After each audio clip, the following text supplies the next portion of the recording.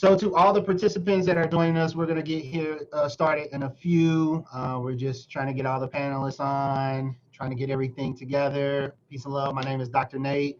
If you have any questions, and I'll periodically remind folks, please direct your questions to the Q&A tab at the bottom. It has a Q and an A. You click on there. Questions are going to go to my co-host. Thanks a lot so much, Dr. Jennifer Hernandez.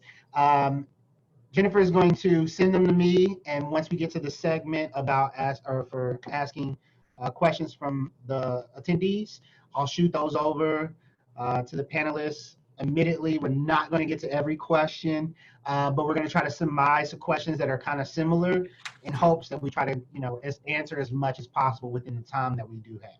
All right. All right.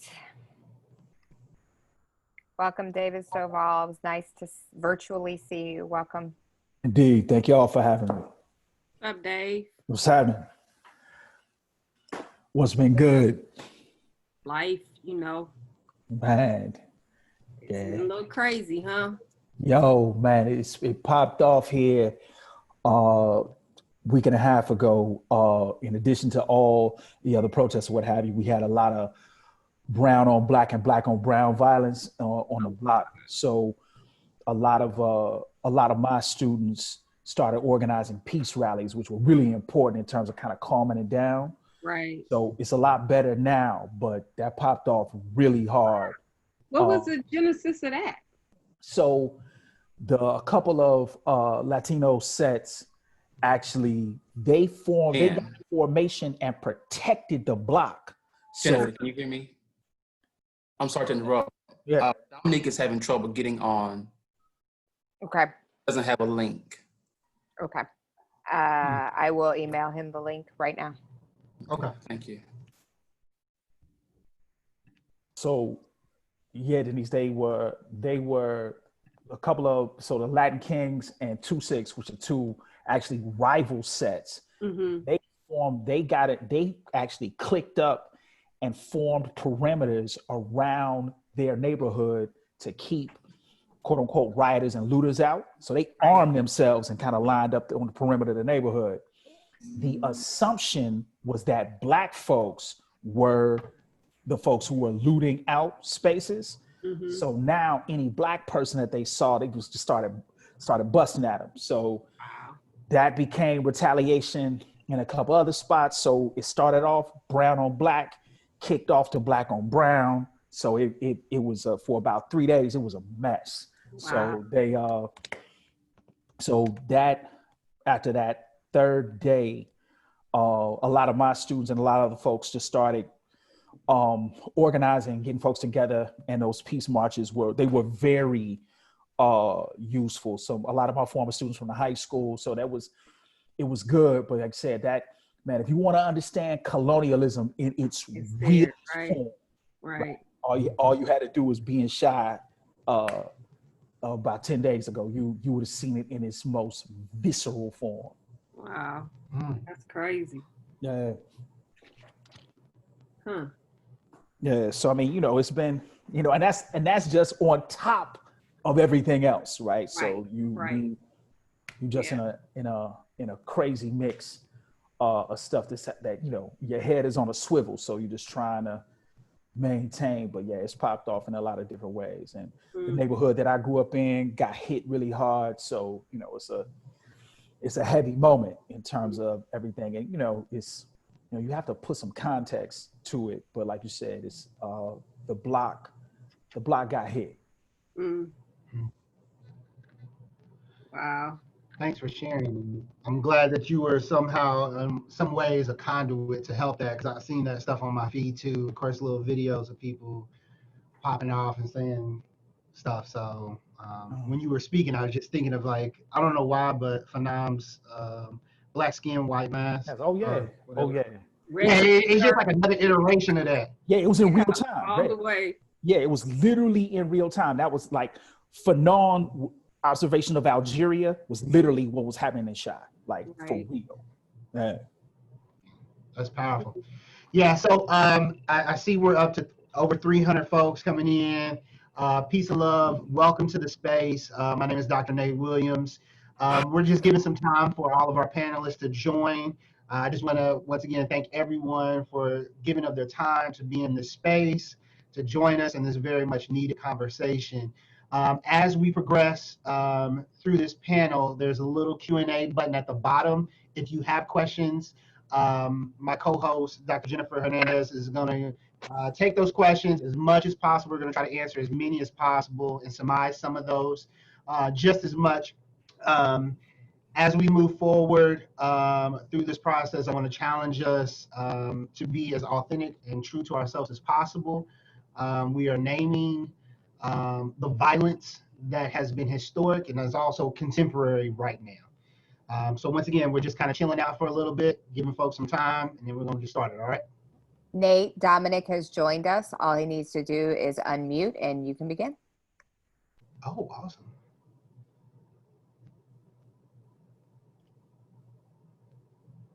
Hello?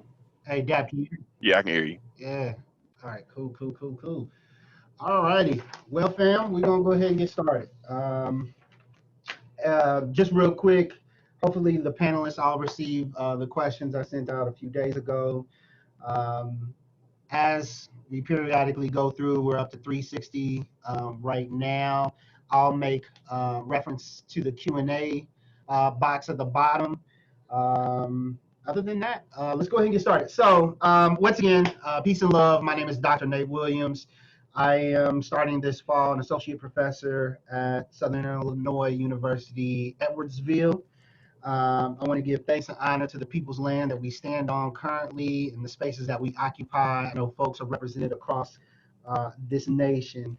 Additionally, I want to give thanks and honor to our ancestors, especially allowing and making a way for something like this to be possible, for the sacrifices of those currently in the streets, but in the streets of past, that have given so much of themselves in order for us to be in the position that we are. And it's time for us to capitalize on this moment, not in the sense of commodifying it, but capitalize it in the sense of growing from the momentum and actually making some change.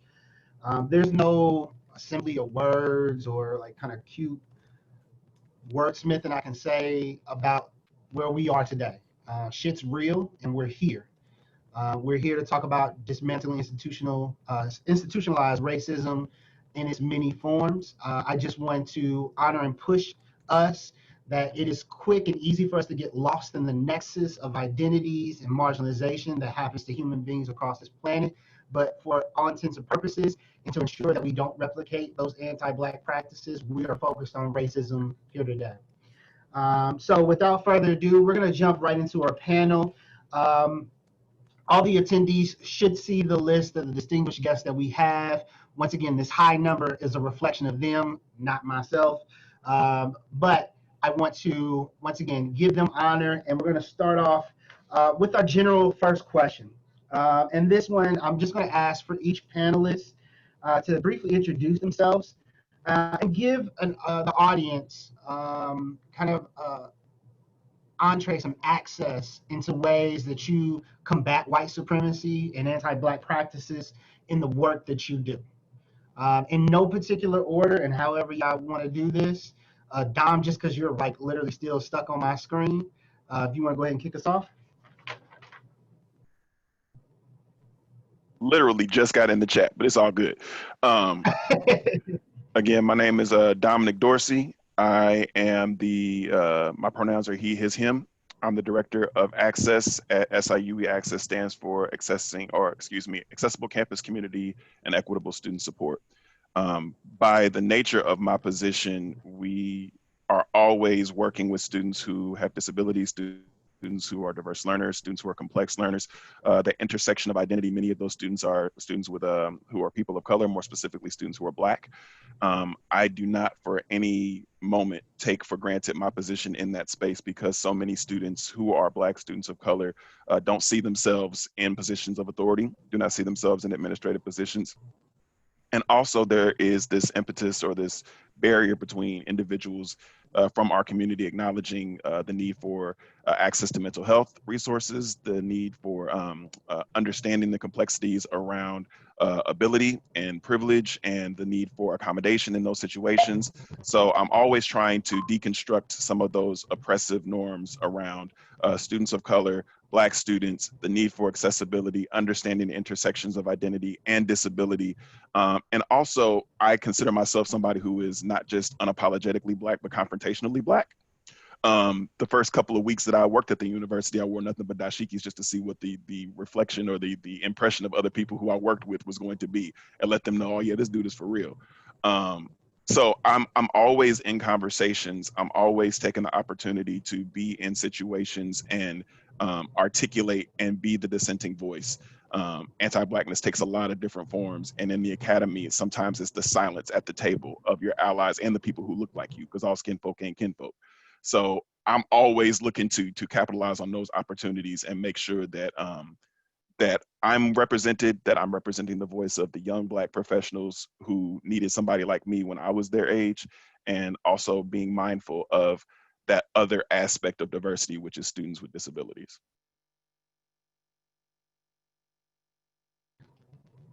Thank you so much. Dr. Lori Patton Davis, do you want to take us on from here? Sure. Hello, everyone. My name is Lori Patton Davis, and I am chair for the Department of Educational Studies and professor in higher education and student affairs at The Ohio State University. Thanks for inviting me. Wow, how I push up against white supremacy on a daily basis. I think the most obvious answer is by showing up and being in spaces where you might not see too many people who look like me or think like me. I try to show up in terms of mentoring scholars and young people.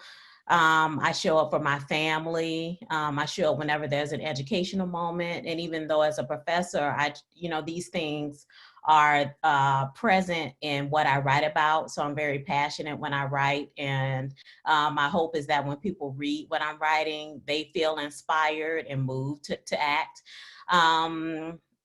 I think another way I show up is by, I guess, following the motto of the, lift as we climb.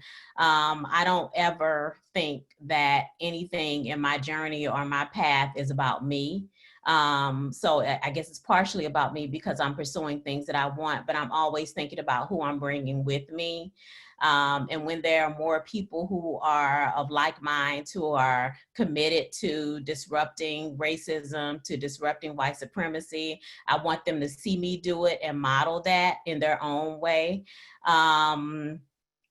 Another thing which was important about me being a department chair is that now I'm in a space where I get to make these decisions, and I'm going to make them in a way that they weren't made when I wasn't in a leadership role. And so, everything about me being a Black woman shows up when I'm making a decision, when I'm doing an annual review, when I'm looking at promotion and tenure cases and people don't understand why a Black scholar published in a journal that wasn't, at the top they published so that it might help practice. I try to be the voice in the room and to not, be afraid to speak up. I think a lot of people think about activism as just in the streets, and it's so important that people are in the streets, but we need activism at the decision-making table. And so I try to do activism in multiple ways to push up against white supremacy. And I think the other important piece about that is that I'm not doing it just for, I guess for me, it's not a show, it's not performative, like it's just, who I am coming into the room. And I'm especially committed to doing it for Black women who have been leading a lot of the progress that we see, but don't often get acknowledged or recognized for it. Thank you so much for that. I love the aspects of showing up and how important it is to show up and the means and ways that we show up, and that it doesn't always have to be a presentative or presentation of resistance that folks traditionally see in media, but it's being active and engaging in the work. That's awesome. Maybe David, you could talk too about kind of that balance between being a scholar, activist, and give a little bit of an introduction to yourself as well. Again, Nate and all the folks at SIUE, thanks so much for having me. My name is Dave Stovall. I'm at the University of Illinois at Chicago. I'm in the Department of Black Studies, and I'm also in the Department of Criminology, Law, and Justice.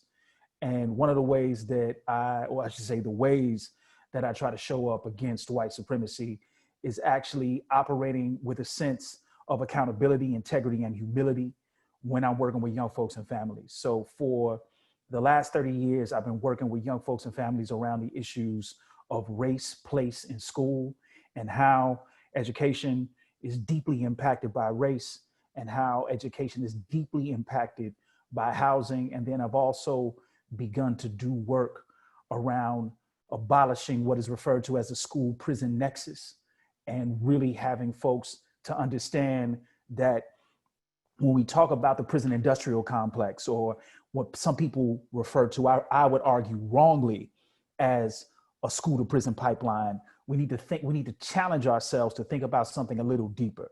So instead of school being a place that could lead you to prison, in certain instances with Black folks and brown folks in urban centers, many cases, the school operates as the prison. So it is a nexus between the two. It's not that one leads you into the other, is that they both operate at the same place. So for me, showing up means teaching in a prison. So I teach with a group of folks called the Prison Neighborhood Arts Project in a place called Statesville Prison. And in terms of things on the outside, working to abolish this school prison nexus, I think right now showing up means pushing us to think about what does it mean to have a place where we no longer use grades, where we no longer use these exploitive systems to train teachers that are really based on extortion, right?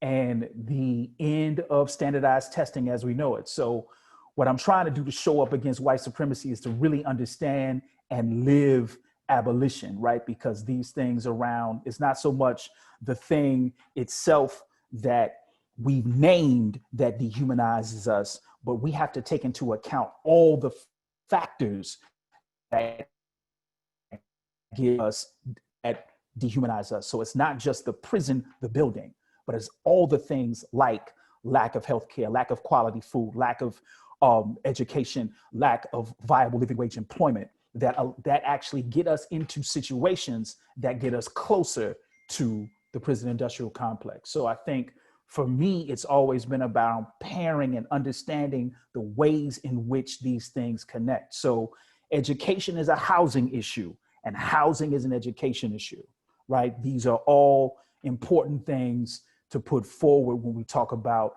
our work. And I think for me, showing up, understanding that these places, and I'll end on this, I think it is critically important for me in terms of showing up against white supremacy to understand that school and education are two very different things. School under white supremacy is about order and compliance. It is about you demonstrating your proximity and your capacity to regurgitate what you have learned from whiteness. Education is the system, is the practice that challenges those things. So if you are educated, you are instantaneously going to ask questions of the school because it is rooted in a white supremacist construct, and it proves every day on end how it was never intended for you to be there. And again, I know for some of your listeners, that may sound extreme, but if you take a step further and really dig into the history of US schooling, you'll see that it was never really intended to educate anyone. And all education that came from a radical perspective came in spite of schooling. So I think it's important for us to make that distinction. And that's what I've been trying to do in my work.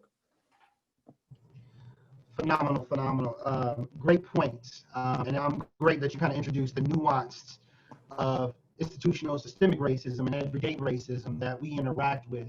Because I think a lot of times it's easy to kind of point out the big systems or the this and that and not realizing that this thing is infiltrated into every part of our lives.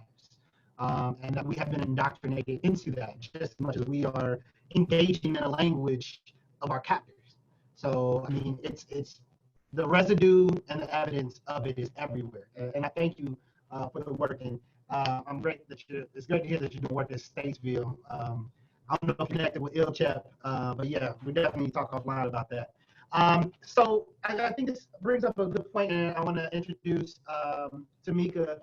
If you could talk a little bit about how, as a professor, as a young critical scholar, how you combat white supremacy on an everyday basis.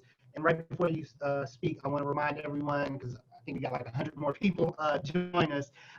If you have questions for any of the panelists, please direct it to the Q&A tab at the bottom.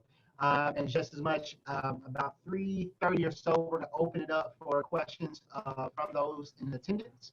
So once again, please click on that Q&A tab and place your questions there. Tamika, could you tell us a little bit about your work and how you impact, how you change and address white supremacy and anti-Black practices in the work that you do? Definitely. So again, thank you for this opportunity to be here. You know, I am from Appomattox County, Virginia, where the Civil War ended. And so I am from a rural town that doesn't, and still to this day doesn't have a lot of investment from places like local institutions and things like that. And so when I went to college, I went to undergrad EVA. And so I went from having nothing to being in an abundance. And so the way in which I conceptualize my work, especially against white supremacy, is I never forget where I come from. Growing up in a town where the Confederate flag showed, where they had reenactments of the Civil War, where, you know, they really put forth this idea that, you know, we can operate from the small town mentality. It's okay for us just to think that we're all a community without ever confronting, interrogating, or eradicating anything related to power relations between Black and white people.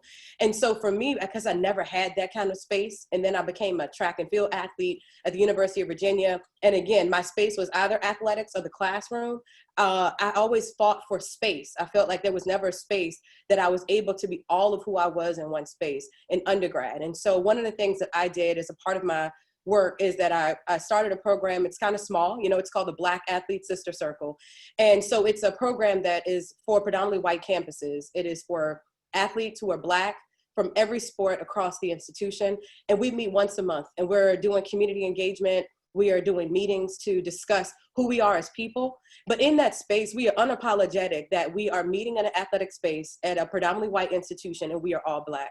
And I'm very intentional about that space. In that space, we are handling everything from confronting internalized racism, dealing with imposter syndrome as being a part of predominantly white campuses, or even in predominantly white sports.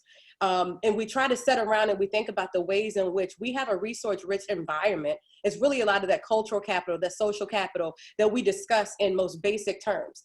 And it becomes this way of where we can laugh and cry. We can talk about everything from having individuals say, I'm the only Black on my team. I don't know what it's like to have a Black coach. I don't know what it's like to have another Black person engage with me in a sporting arena, all the way to how am I supposed to get a job when I transition? I'm injured. I can't finish my season. There is no professional opportunity for me. I didn't have a chance to really develop the capacity to do something next. So in that space, we are unapologetically Black women athletes.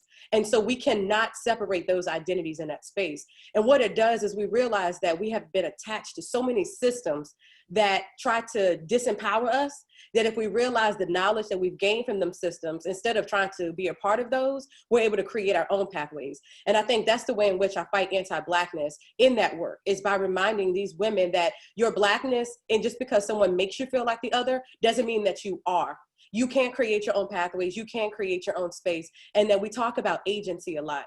And another part of that, being from my hometown, when I'm doing research in K-12 communities, when I'm trying to think about the way in which Black girls think about sport, I'm going back to those spaces, those environments, those rural counties that don't have people that look like me that are in them. And so I'm trying to partner with those school divisions and do a great work of thinking about the pipeline that Black girls in sport do? What is going on in these rural communities where they might be less than 10%, 20% of a county? They don't have Black teachers in their entire K-12 experience, but yet we are believing that they have role models that look like them, who are encouraging them and speaking power and life into them. And it might cause some things that cause, that make them think that they don't love themselves, they're not enough. Sometimes we can't wait until they get to college to find out all of those things. And so I'm interested in that pipeline. So in my research, I've expanded from looking just at college student athletes to really looking at what are the experiences of Black girls in those spaces, and how does sport try to serve as its medium, this empowering agent, that they have a voice and a platform, because people are coming to watch their talent. And before it becomes a part of an institution where it's their labor, I want them to see that their talent still has power as well.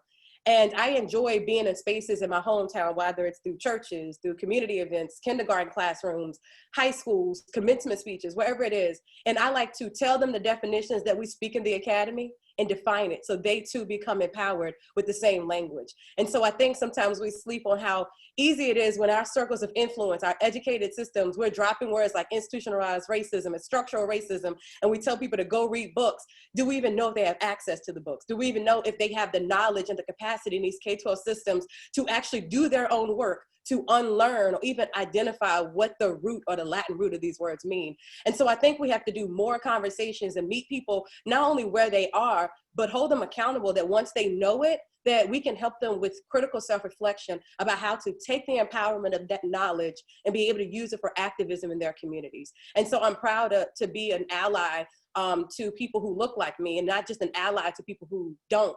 I think sometimes we forget that our privilege in educated spaces, we have to eradicate that and take away all of that power and be able to go back to where we come from and not forget, and stand with people hand in hand and identify ways that we can encourage generations behind us to want to aspire where we are. And so that's a part of who I am as an individual, and not just as a scholar or an activist, but really just as a person. I believe that everyone has the capacity to be where I am, and why would I not want to help them do that? Thank you. Thank you so much for that. And speaking of rural spaces, I'm in a rural space right now, so my internet connection is not the best. So I apologize for any breakup in the connection. Ain't nothing but the enemy trying to get in the way. To me, that was so powerful. Something you said I do want to highlight is the attachment to the system. And that point is so powerful. Just as much as it's powerful to create space for people to decompress, unpack, and process, allow beyond just the microaggressions, but the labels and the attachment to the system that they have. And that Black athlete component is so powerful, because I know a lot of athletes identify first as an athlete first. But when does that become complicated? When I'm in an institution of white supremacy and I'm only seen as my athlete, and my body is only as an athlete. That is powerful work. And thank you for everything that you do. Timothy, another professor, could you possibly speak to some of the things that you do within your space, and how you combat white supremacy and anti-Black practices on an everyday basis, or in the work that you do? So good afternoon. I want to thank you all for this opportunity to be a peon on this panel of giants. I am privileged to be here, and I hope to learn as I share my own experiences. I am an assistant professor in the Department of Political Science at Southern Illinois University, Edwardsville. My areas of specialization are identity politics, where I assess how people identify and how those identifications shape their political behavior. The way that I currently combat racism and anti-Blackness is through education. This dismantles white supremacy in several ways. First, just by exposure. 72% of students at SIUE are white. And of those 72%, another 65% have never had a Black instructor, even in grade school.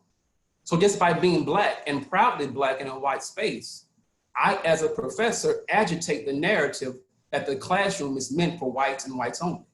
Secondly, I combat racism and white privilege by what I teach. In every introductory course, there are assigned readings that are not typical assigned readings in political science. For example, every student must read Martin Luther King's letter from the Birmingham jail from 1963. I use this reading because the letter is a direct response to white privilege. When Dr. King was arrested, white evangelicals criticized him and questioned his Christianity because he intentionally broke the law by marching without a permit. I use this reading to show that privilege allows you to exist in a world where the law and the application of the law favor you. Privilege also allows you to sanctimoniously critique the actions of others, all while enjoying the comfort of never having to respond to the same situations. Thirdly, I attack racism by what I publish. My most recent publication in the National Political Science Review provides evidence that white Americans and Black Americans perceive racism differently. And when they go to vote, Black Americans are conscientious of racism locally and nationally, whereas whites are not. My presence, my profession, and my publications, they all combat racism. Thank you. Powerful. And thank you. I'm looking forward to future work with you. I'm thanking you for the honor of getting to know another Black male educator and realizing the significance of your position and just being present to disrupt the narrative that a lot of students across this country have never experienced, and it's sad. And I thank you for that. I want to extend the conversation and question to Dr. Denise. If you don't mind telling us a little bit about yourself, but also, too, ways in which you combat white supremacy and anti-Black practices within the spaces that you operate. Sure.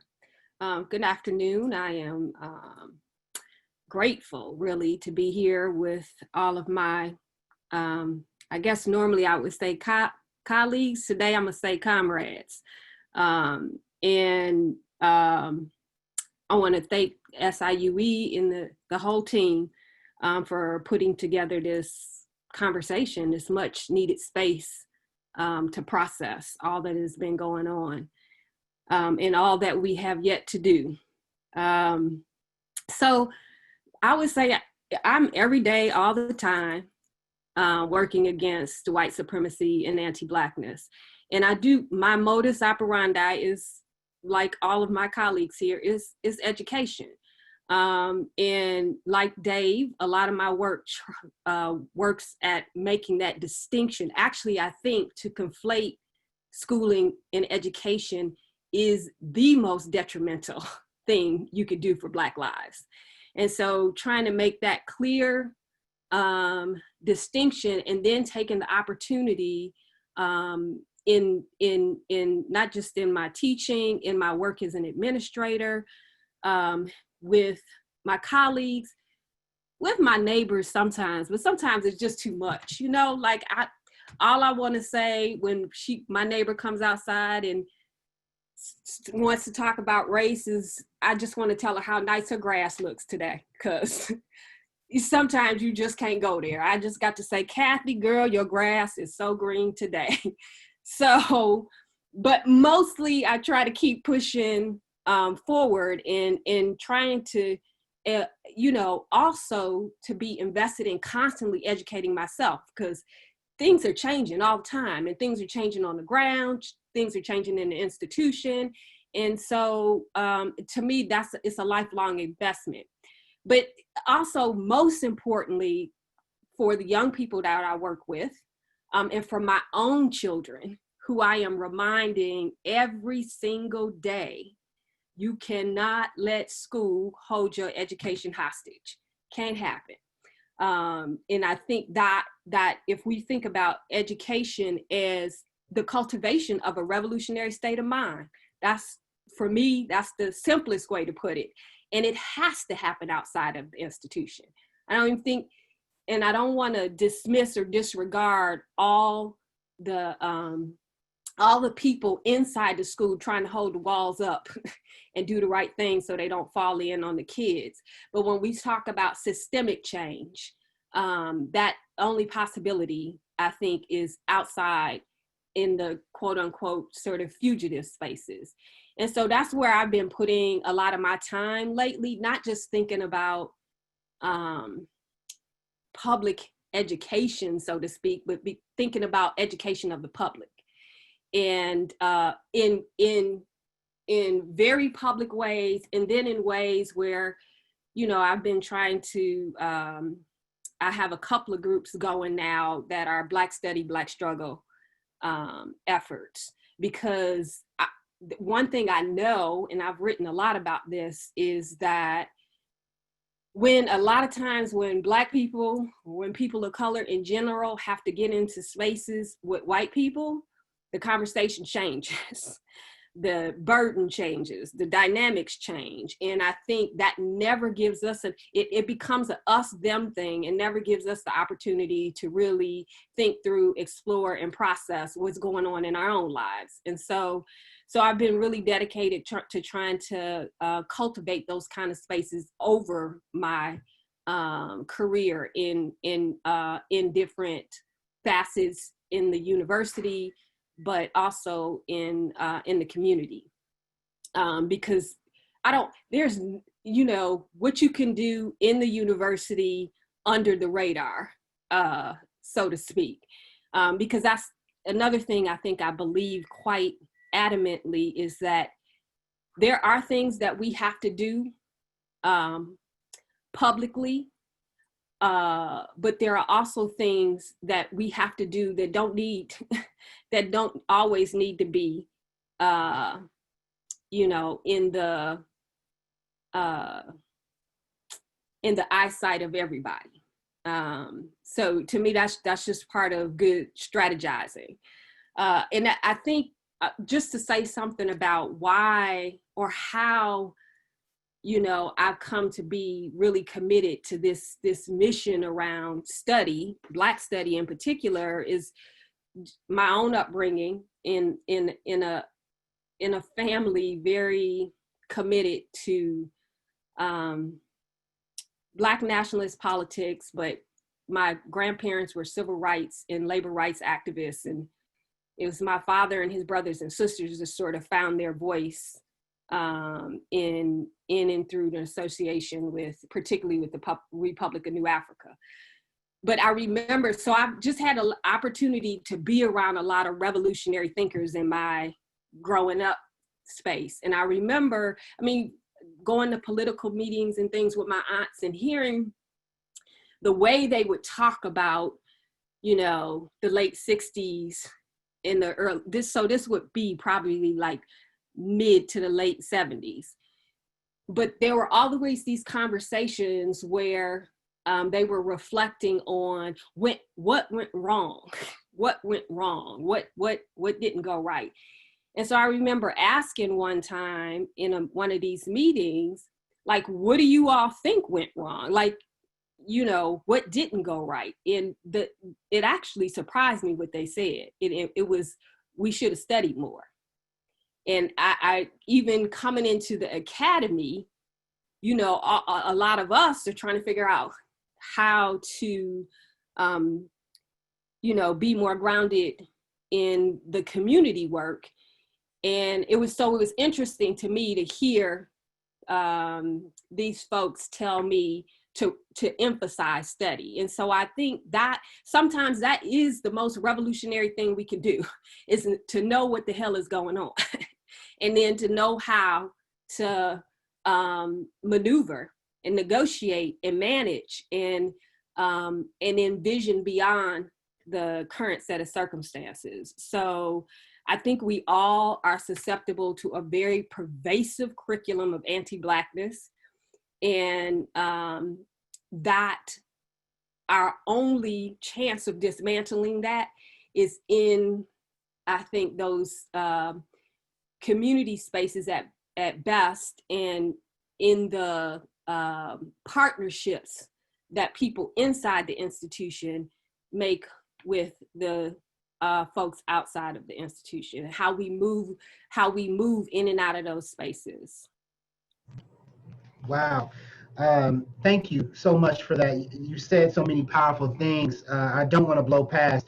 I love the quote you just said. Don't let the walls fall in on the kids. And I get that visually from the poor condition of a lot of urban schools across this country, but also too the importance of teacher educators, right? Being in the classroom, being the buffer from white supremacy to help our students survive this very violent space. One thing that you kind of pivot towards, which I think is very, very important, is the subversive work, right? There's things that we do within the guise of white folks that is okay, but there's things that like, hey, you ain't part of the group, we need you to step aside because we need to do something inside the house. And I think that's important not only for our survival, but for our own liberation. And with that said, thinking about the role of institutions, and Dr. Denise, if you don't mind taking us off from this next question, but dehumanization of Black bodies is not a new occurrence in America. We just heard Tamika talk about, being a Black athlete and how higher education has exploited that for well over 100 years. Nor are the lackluster responses from institutions and governmental bodies after racial unrest. You can read Google, Facebook, SIUE, Knox College, anybody gives like the, hey, we're not racist, we want to show you that we're on your side too, right? So we are accustomed to how the machine responds to us. Mm-hmm. So in light of the recent weeks, how do you suggest that academic communities, whether it's administrators, I'm fairly sure that we have administrators online here, maybe school building leaders, principal superintendents, faculty, student staff, ensure that their institutions are providing more humane and meaningful responses to racial justice? So I would add to the list of academic institutions, Amazon, McDonald's, the NFL, everybody on board right now with their statements. And I was just, I'm constantly working with my own dean around these statements of support and how they're constructed and what their purpose is. So I do think that that I don't expect much from these statements most of the time. I don't expect our president and provost to be able to say anything that can in any way that can even come close to touching what I feel about what's going on. And that's, I don't know how they could, because they don't know what's going on really. They have a general sense, but in terms of understanding the affect, understanding the the history. I mean, most of these statements, they come out, they're ahistorical. They don't have any level of acknowledgement that there is a long and deep history there. They often think of the incidents as individual incidents that they're responding to, and so I think for a lot of times what'll happen, a colleague just responded to the statement written by our president and provost in a really beautiful way. She just really took apart the whole statement and told them why it was problematic and insufficient for responding to everything I think that's going on. So to me, all that we do in the institution, I think about it, there's never been any radical change for justice anywhere, anyhow, without social movements, without people collectively rising up. And I think it's the same process that you got to use inside the institution that you use outside the institution. And so when our president and provost and when our legal whatever forbid us from writing something that really matters, then how are we then responding to that? And how are we calling it out? Because to me, that's where the real opportunity for the lesson lies. And the other challenge I would put down is I want to see people put out a call to action, and not just we feel bad, we condemn what's going on, this is a terrible thing. Okay, yes, now what? Like when I opened up my Amazon account and it said, we stand with Black Lives Matter, I'm like, are y'all gonna give me a discount? That's what I want to know. What you gonna do? You know, what are you going to do besides, just simply invest in this performance of, soft support. And so, so I think that we have to constantly be challenging the institutions to rise to the occasion, while also knowing they almost don't really have the capacity to do in their official voices. But the lesson comes in what happens in the process of challenging and calling that out. So, and I want to acknowledge too that, sometimes you got to retreat for your own sanity, so you can come back stronger, because if we're doing this all the time, this is going on all the time. So I just think it's hugely important that we think even about the work that we do inside of the institution as movement building, which means we got to call it out when it happens. Thank you so much for that. I like the idea of the soft support. I'm going to toss this question, and once again, just want to remind folks, just be conscientious of the time so that we can hear from everyone. Dr. Lori, what are your thoughts on this? You have a fairly high up position within a very notable institution for this planet, really. How do you navigate, the history of the lackluster responses that we get when students unrest or the unrest we see? How do we ensure and go beyond kind of that soft support? So I was actually reflecting as Denise spoke. One of the things that's interesting now, and I think we saw it more starting with maybe the student protests at Mizzou several years ago, where, everybody has a statement, everybody wants to say something.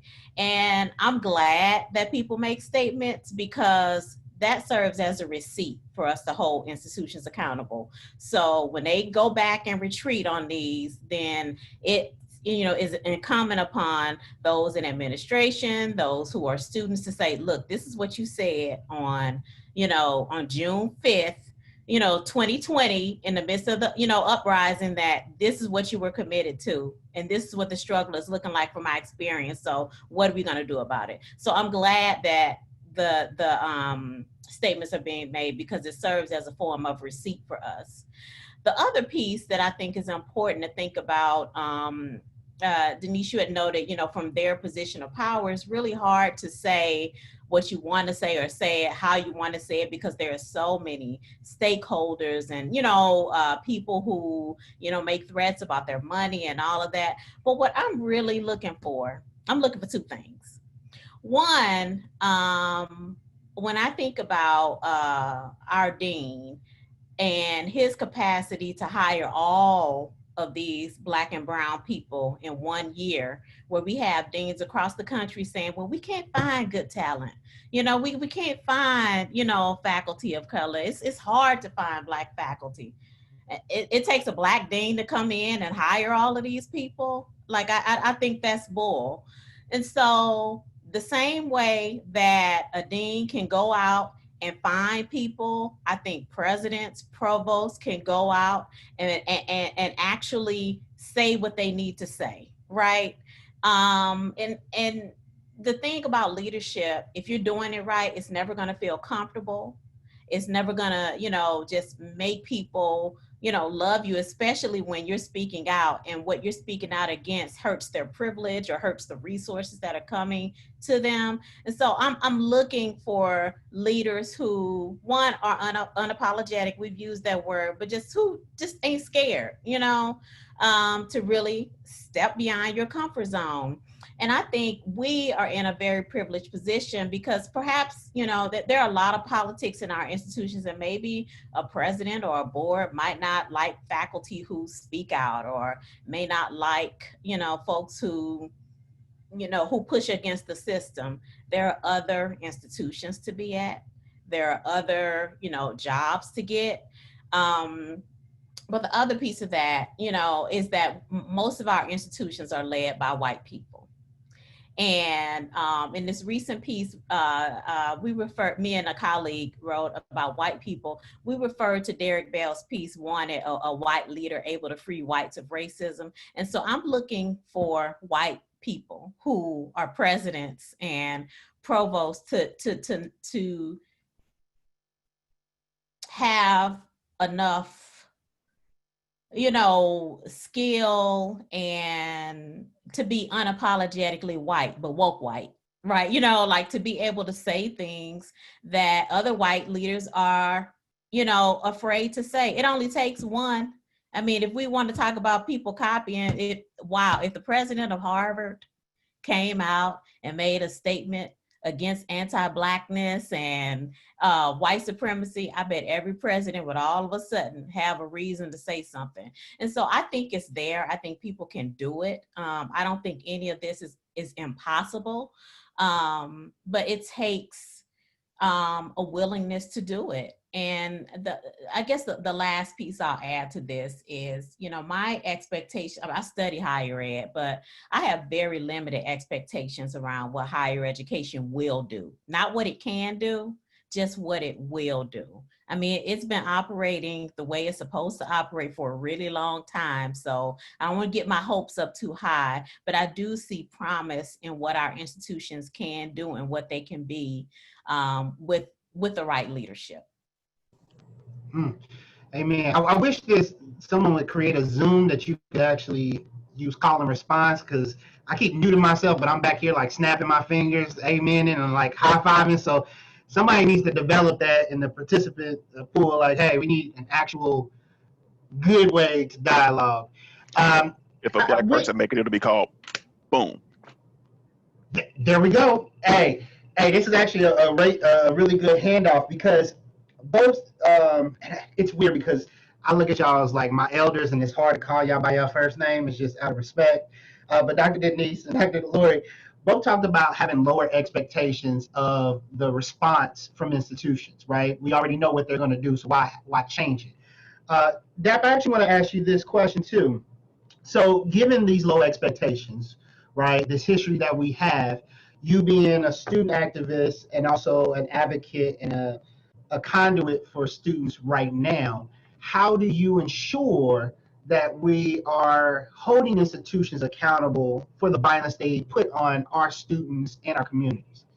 Speaking up. Like, honestly, like, so 2 of my students went out and painted the rock on campus. So SIUE has this traditional rock where students can go out and spray paint and put whatever message that they want to put out there. It could be in support of their spirit week, their organization, whatsoever. So 2 of my students went out there and put Black Lives Matter on there. Great. You know what I mean?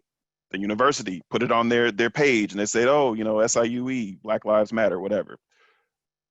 Then you have all these trolls coming on afterwards saying this ridiculous, you know, nonsensical Trumpster fire, like right-wing Tea Party nonsense about the Black Lives Matter movement, about Black people, about, oh, that's destroying property, and wait till they come into your house and start, you know, loitering and all. So I called it out, like, thanks for the opportunity to screenshot another racist. Racists are getting fired all over the country for saying ignorant stuff online. Then I get a response back that says, can you please remove or edit your comment because we can't allow personal attacks. The part that bothers me about all of these statements and these platitudes and these grandiose, you know, gestures, and, you know, you've got Nancy Pelosi getting information and putting on dashikis and all this other nonsense. I don't need any of this stuff, right? Like, I don't care if you got Mitch McConnell eating the McRib. None of that stuff is impressing me. What I'm really waiting on is for somebody to say, hey, that's just racist. Cut that out, right? Like, if you on my yard, if you walking on my grass, I can speak up and speak out and say, you need to get off my grass. I need you to have that type of energy. I need you to move in that type of way, right?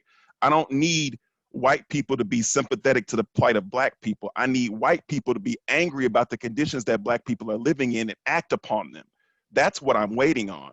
I'm waiting on an institution to say, we are not just going to be not racist, we're going to be anti-racist. And part of that is by saying, as a community, as an entity, we're going to speak out against these incidences. We're going to say this is not going to be allowed, because if we're talking about the upholding of free speech, what's to prevent anybody from coming up to that very same rock and painting a swastika on it? What's stopping anybody from coming up and saying the same hateful, nonsensical rhetoric and not making the students who attend this institution feel safe, because we are upholding free speech? So I don't expect a lot from the institution at all. What I would like to see is for them to step up and put their money where their mouth is. I would like for them to talk about social justice as something that's not reactive, but something that's proactive. I would like for them to engage with the police force, because this conversation is not about just racism and how Black people are being treated poorly. It's about how Black men, women, children, siblings are being murdered at the hands of the state. What are you doing to engage your police departments? Talk about those conversations. Let's talk about police brutality and the fact that the Black Lives Matter movement is actively organizing around fair and equal treatment of Black people. Like, Black lives matter. We got folks arguing that point. Like, just matters, right? So, like, as an institution, what are you doing to further the narrative, to get involved, to get out front? Don't just stand in front of us. Move and get involved in these conversations and activate in ways that don't rely upon Black labor, because my ancestors built this country for 400 plus years and I ain't got no reparations check. I ain't doing no more labor for free. You ain't asking me to do nothing else. I don't want to get in anybody else's conversation. Don't add nothing else to my PDQ or job description. This is a white problem.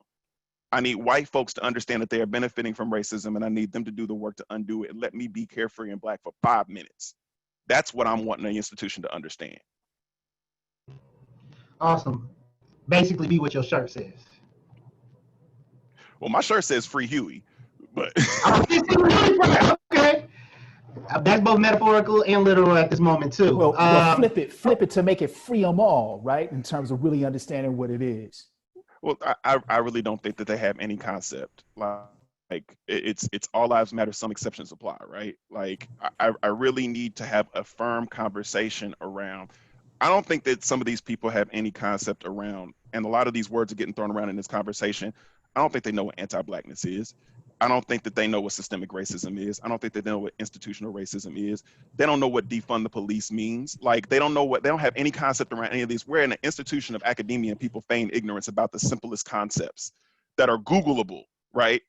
But they don't want to engage in conversation around it because it means, for whatever reason, because they think that there's this mythical pie that if Black lives get their piece, that there's less for them. No, they don't want to engage in these conversations. I need them to do the work so I can just enjoy being me for a minute. That's so powerful, and you bring up a good point that we don't pass that, because I think this is important too, because this was caught up in some of the comments before. But the mechanisms of anti-Black practices are not relegated just to white folks, because we see the co-opting of our resistance so many times, and the nexus of marginalization that detracts from Black people. So if you are someone who identifies as other, right, you borrowing from us and your resistance is propped up on us or against us, then your resistance is white supremacy. And those are the conversations I'm wanting to have. I just want to remind folks, the attendees, please, if you have questions, put them in the Q&A box, because I know a lot of folks I see them blowing up the chat. David, if you want to chime in here, you have a plethora of experiences within the institution and outside of it, right? How do we see this action on the streets, right? How do we go beyond the rhetoric and the pontification of institutions to actual application? I think one of the things that becomes critically important when we start to talk about things like defunding the police, or when we start talking about the end of standardized testing or grades in schools, there has to be a political education campaign. So Dr. Talifeo Brazil put us on to really understanding what the purpose of political study is. So movement is largely fueled by a response to a particular event And what people really start to do when they start to organize is start to engage in political study, or what people refer to as popular education, right? And that name always has a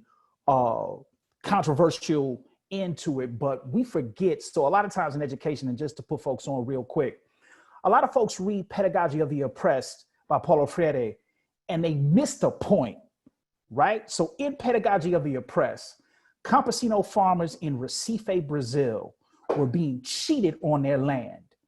Paulo Freire came in as part of an adult education program and taught them how to read. When they learned how to read, they took over the farm. Paulo Freire was extradited from Brazil. Actually, they wanted to arrest him, but he had comrades in England who had got him a place to stay. So Paulo Freire, when he taught Black folks how to read, they ran him out of the country, right? So this thing around putting that in context. So when we start talking about what's happening on the street, and again, I think this is important, the most important time is the time between the uprisings. What are we willing to do to begin to engage in political study? And that political study is not theory for the sake of theory, but it's literally engaging in the work of people across the planet who have organized to actually change their conditions, right? Because the uprising gets the intention. The organization allows you to process by which to engage to change your condition, right? And I think this becomes critically important because a lot of times folks just capsulate movement as when folks are in the street. And movements are much more fugitive and they're much more fluid than that, right? So it's these things that are happening not in the scope of a camera, right? These are the things that are happening at kitchen room tables, right? These are happening in schoolhouses after school. These are happening in community centers. These are happening in other people's houses, backyards, right? So this thing around what does it mean to engage in that political study to fuel what it is that you need to get what you have determined is necessary for life and well-being, right? And I think this becomes important because what we're seeing right now is a public education campaign around the police, right? So we're seeing the history of police departments. We're actually understanding what slave patrols were. We're also allowing folks to think about, well, what does abolition mean if we even think about a schoolhouse, right? Now we're in a COVID-19 crisis. We got 500,000 people across the world across the world who have passed away, right? 2 million infected. No one has died because of a standardized test score. No one has died because of some grades that we now see because we haven't been in a schoolhouse for 3 months actually means nothing, right? So now those political that political education, and when I say politics, and Brother Lewis, please check me if I get this wrong. When I say politics, I'm talking about the ways in which we understand power, the ways in which we move power, and the ways in which we study power to move it to actually get our needs met, right?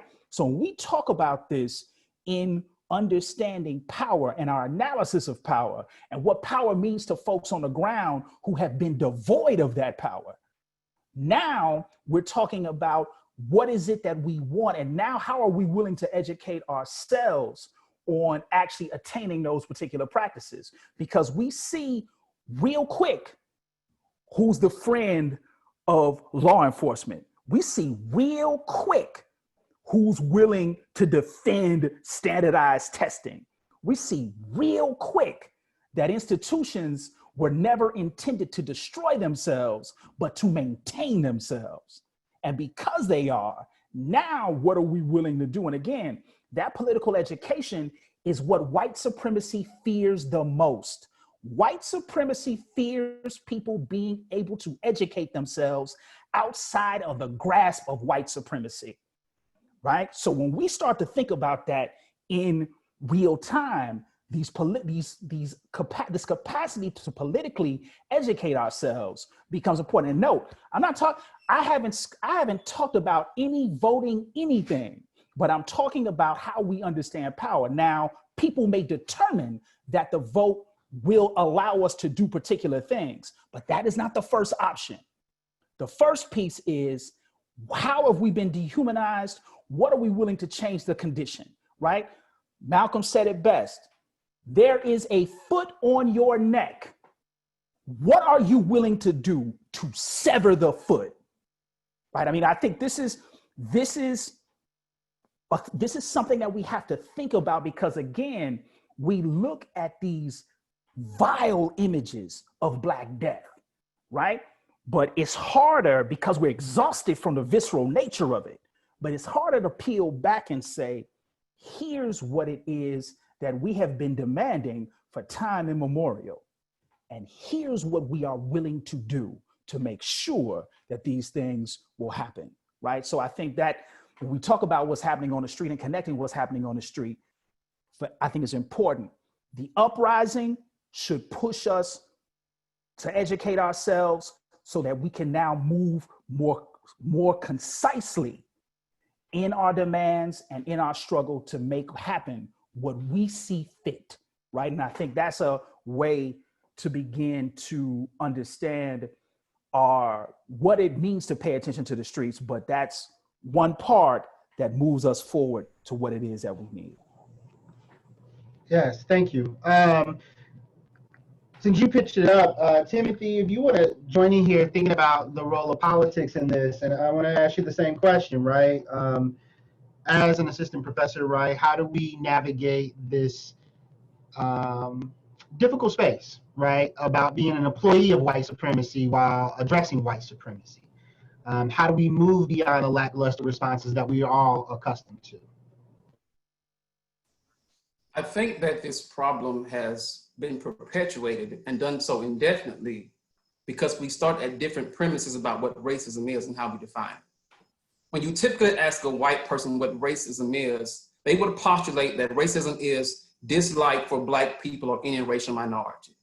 This is why when you accuse them of racism, they come with defenses like, well, I have Black friends, under the presumption that camaraderie with Black people means that they're not racist. If we were to accept this notion, we would have to accept that Jefferson was not racist, even though he had his 600 slaves, simply because he was in love with Sally Hemings. You see, personal like or dislike has nothing to do with racism. When we look at the writings of Professor Leanne Bell from Columbia University, she defines racism as the pervasive system of advantages and disadvantages based on societally constructed race that has nothing to do with someone's merit. When we look at that in terms of the American context, our institutions are fundamentally racist because they operate out of a system of advantages and disadvantages. I want to circle back to the incident Dominic brought up at SIUE. The response from the university, their official response was, even though we disagree with the statement, we must defend it under the First Amendment. Always the default of white people to return to the law as a defense for racism when the law was created by racists. That is not what your response should be.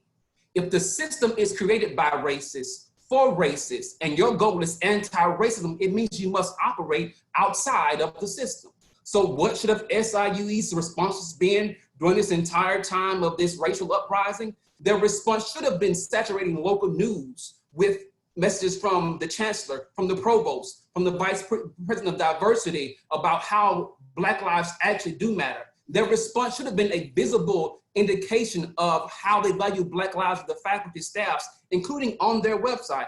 Their response should have been a commission that looked at which donors are giving money that are racist, and we're willing to return that money because we don't take money from racist people. Their response should have been harsher penalties on students who are racist against their professors. Their response should have been an announcement of new university policies that said racial minorities will be required on syllabi, that will be harsher penalties for students, that if a student is racist for the professor, then that evaluation is no longer merited. There should have been a response that said, we will increase training of our own police department.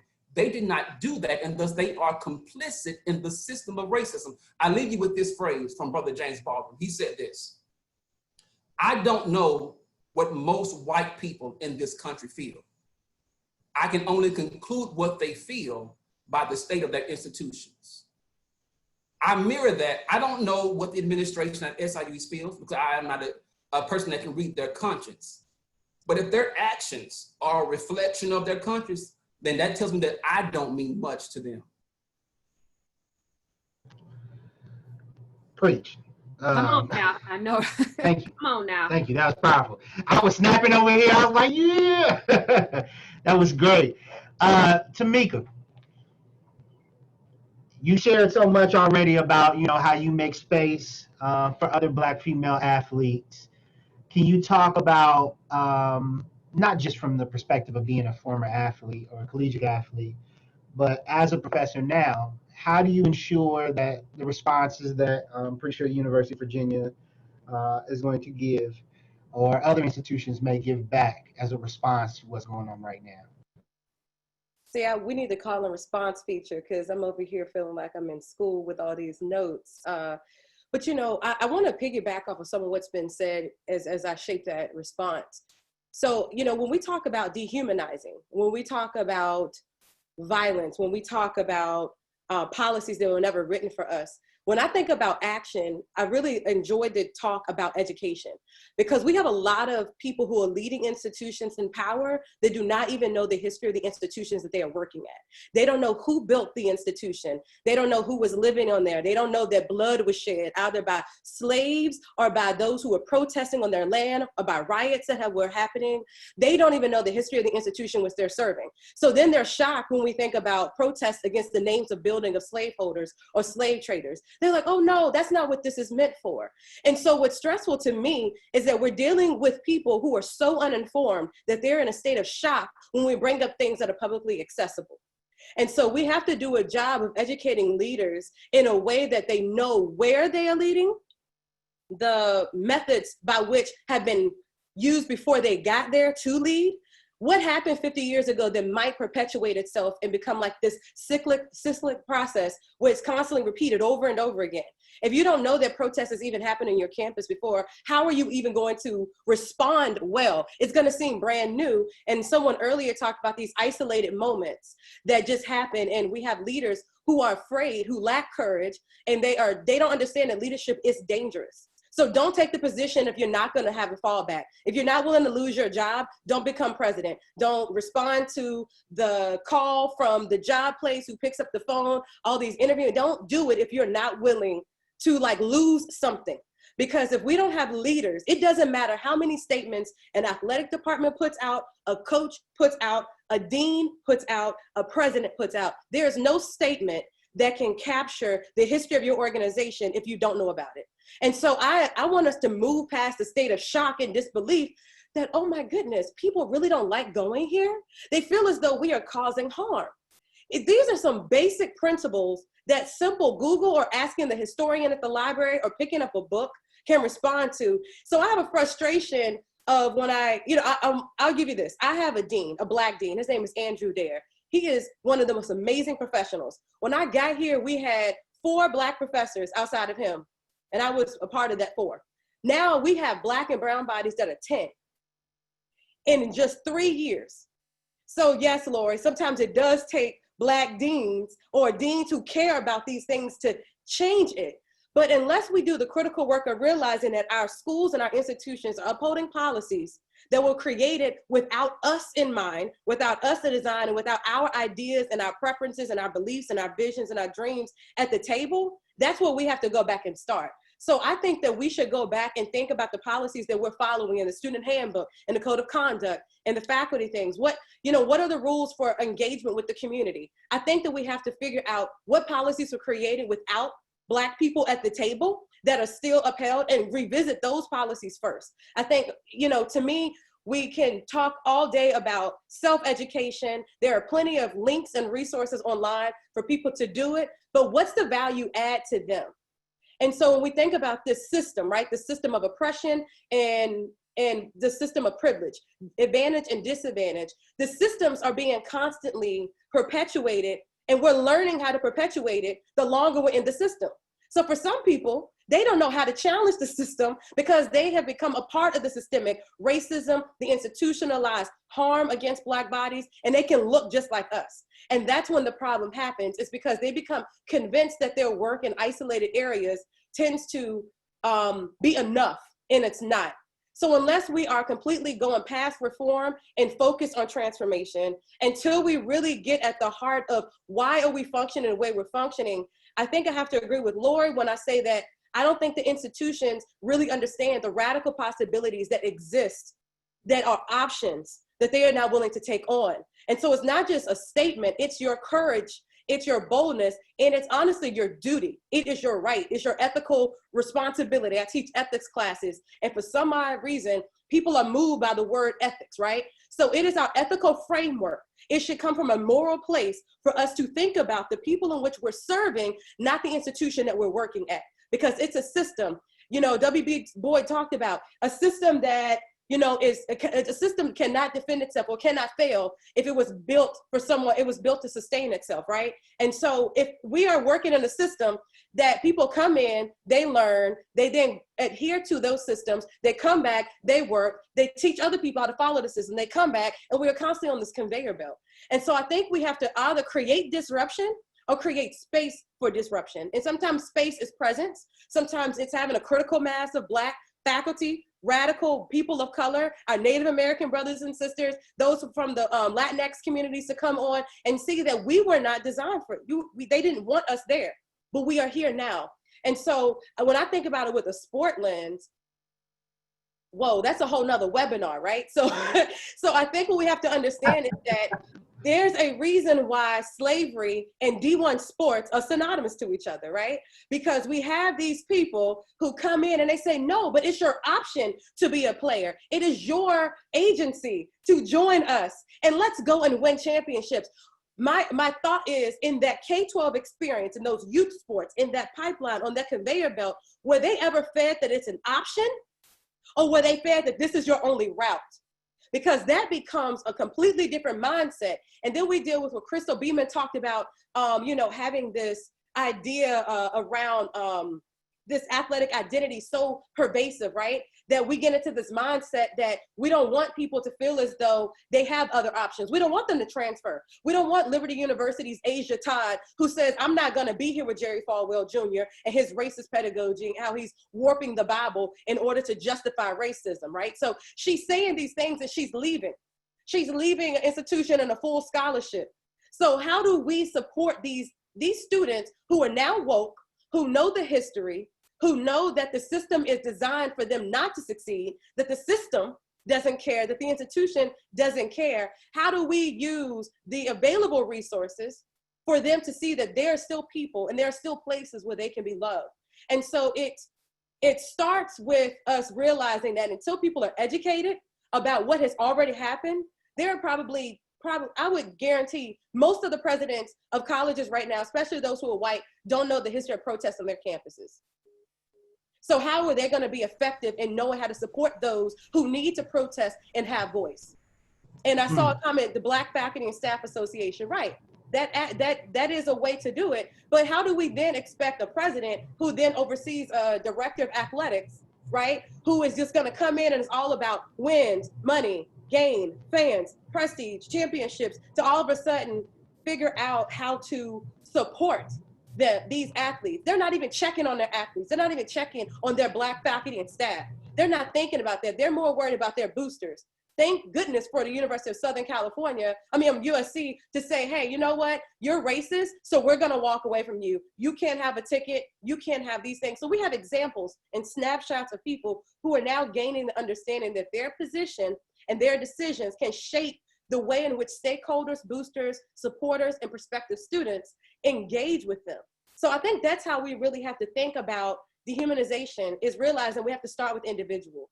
And we have to know the individuals have come before us. So we have to be informed, but at the same time, we need to know that we might have to create new ways. Like we have to maybe just say, this is how you do it, and tell people to do that.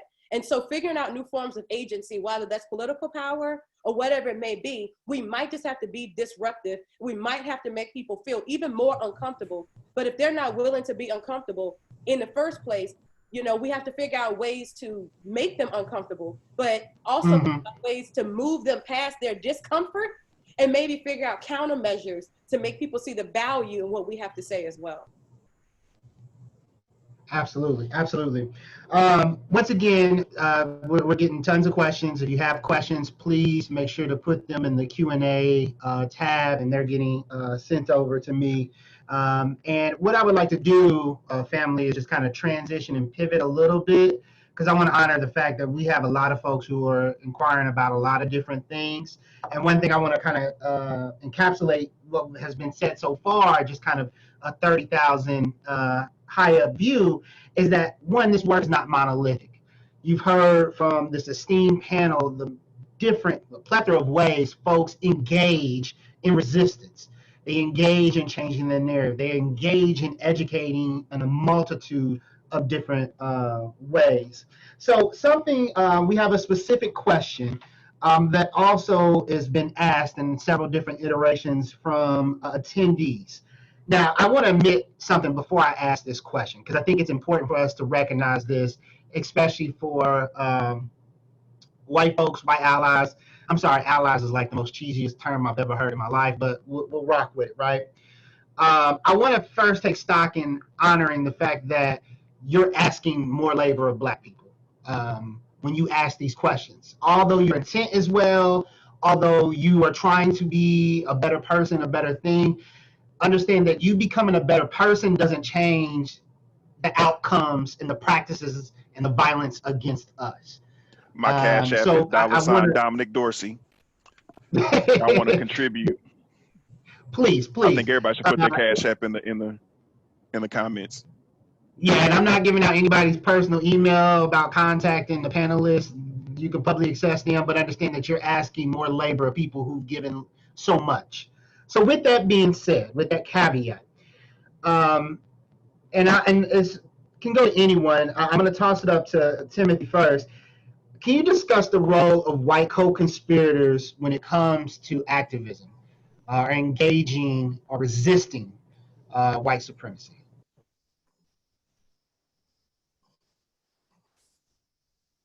Many white allies or co-conspirators feel like their biggest contribution is in the actual activist event, in the march, the rally, the protest. But the most impactful action of co-conspirator does not take place at those events. Most activists will have two conversations that take place after a rally, a march, or a protest. And the demographics of the conversations will be highly different.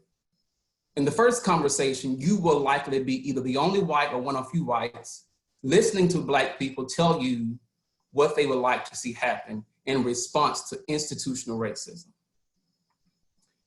In that response, in that conversation, do not ask, what can I as a white person do?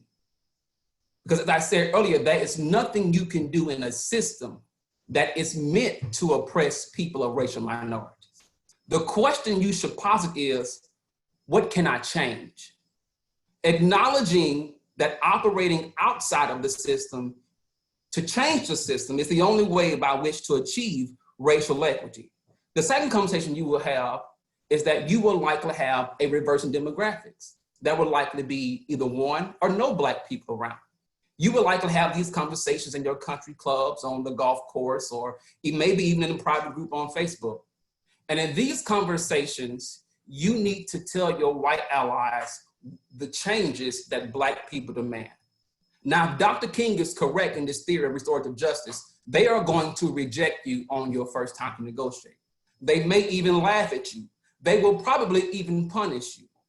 But what you should do is that you should then therefore disrupt the system. How does a white ally disrupt the system that benefits white allies? Stop using that lawn service, the person you know that is racist. Pull your kid from that little league team that you know the coach is racist. Refund the money to that patron that you know is racist. Delay signing that contract to that person that you know is racist. Leave that church where the preacher refuses to address racism. You are to perform as many visible acts of disruption as possible. And if Dr. King is correct, those white people will ask you back for a second conversation, because the one thing white people don't like is discomfort. And when they ask you back to that second conversation, the thing that you should do is you should not go in as the white savior. We already have one Messiah. His name is Jesus. What you should do is you should bring that Black ally to the conversation, and you should be as attentive and listening just like they are. Black people can advocate for their own issues if they are allowed the space to do so, but the system keeps them out of the space. Thank you. Thank you, thank you. Same question, I'm gonna toss this to Dr. Lori.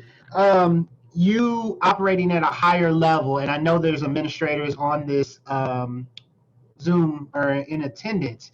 How do you work, or how for those white co-conspirators at a very high level, what is it that they can do to help engage in more institutional policy formation?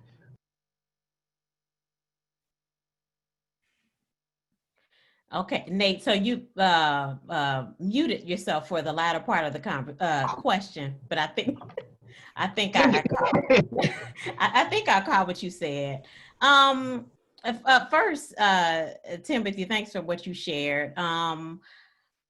Here's one thing I've learned about this whole, white allyship, and no matter what level I'm on, there's always going to be a Becky, a Karen, a Chad, a Ted. They're not going anywhere. So for as many efforts that there are. So when I was at IU, it was the White Racial Literacy Project, and it was an important project because it was the one space designed for white people to educate white people about what it meant to be racist, what it meant, what whiteness meant, what white supremacy meant, and they could ask it and deal with all their guilt and all that other stuff, and it was white people working with them.